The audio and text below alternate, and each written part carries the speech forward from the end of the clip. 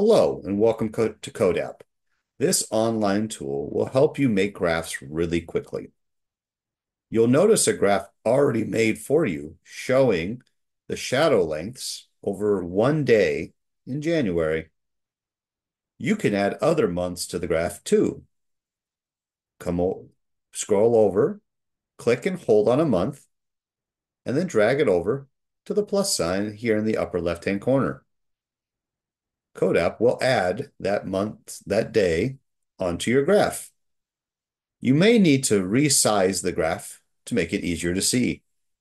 Click and hold the left side and drag it so that way the dot is along the left side.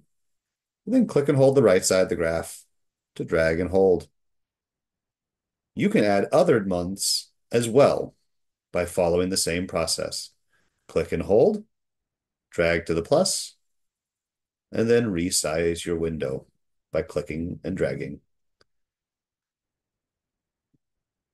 If you need to remove a month, click the month on the left and click remove. You may need to resize again.